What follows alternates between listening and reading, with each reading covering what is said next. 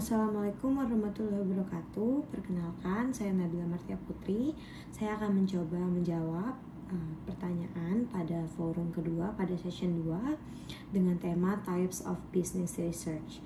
Dalam forum ini dijelaskan bahwa ada situasi di mana seorang peneliti melakukan penelitian untuk menilai yang pertama bagaimana pengungkapan ESG mempengaruhi nilai perusahaan di pasar modal Indonesia sebagai applied research, dan juga yang kedua bagaimana sinyal ESG dipersepsikan oleh investor dalam konteks pasar berkembang untuk mengembangkan teori sinyal di akuntansi ya sebagai basic research-nya.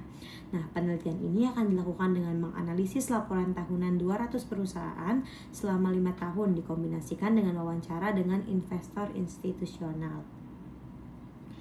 Nah, saya akan mencoba menjawab 3 pertanyaan pada forum diskusi ini. Pertanyaan pertama itu mengapa penelitian ini mencerminkan gabungan antara applied research dan basic research. Jadi penelitian ini memang dilakukan dengan memiliki dua tujuan yang saling melengkapi satu sama lain.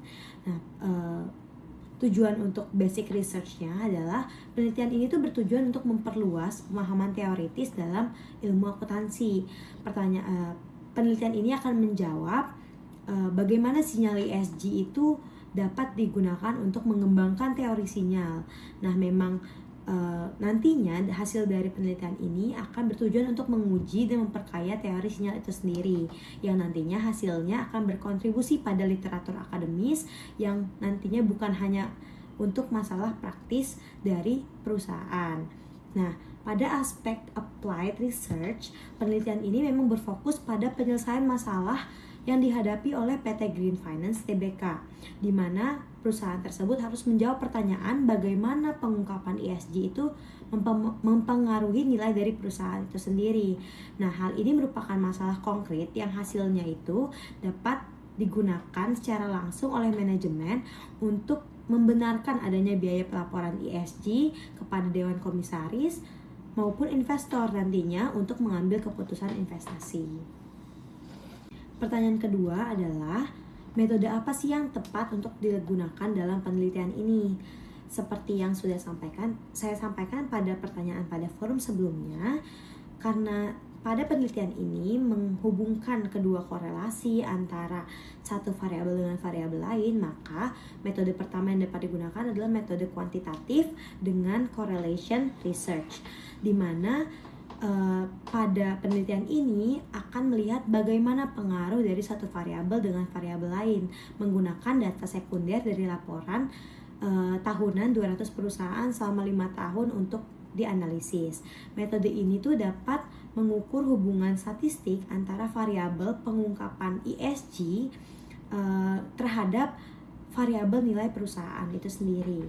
Nah, selain itu ada juga metode yang kedua, itu metode kualitatif. Jadi perusahaan ini akan menggunakan kombinasi antara metode kuantitatif dan metode kualitatif. Kualitatif akan dilakukan dengan cara wawancara kepada investor institusional. Wawancara ini tuh akan menggali alasan, persepsi, dan proses pengambilan keputusan daripada para investor terhadap pengungkapan ESG yang akan berdampak pada nilai perusahaan.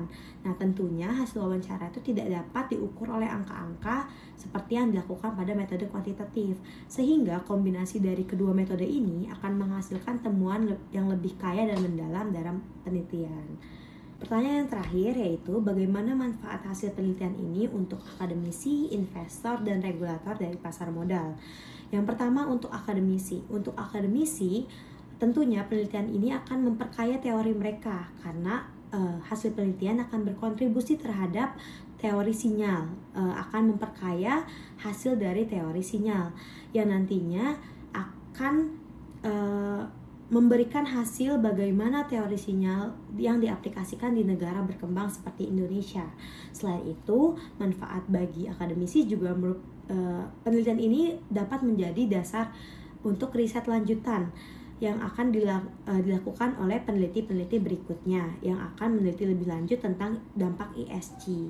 Nah, bagi investor tentunya hasil dari penelitian ini akan menjadikan bukti yang objektif dan juga empiris untuk menjadikan dasar mereka untuk mempertimbangkan investasi mereka. Jadi jika mungkin ESG ternyata berdampak positif terhadap nilai perusahaan, mereka dapat melakukan investasi-investasi yang kepada perusahaan yang telah transparan kepada data ESG-nya mereka, sehingga mereka akan membuat keputusan yang investasi yang lebih baik, lebih cerdas, dan juga tidak hanya berdasarkan pada keuntungan seperti investasi tradisional.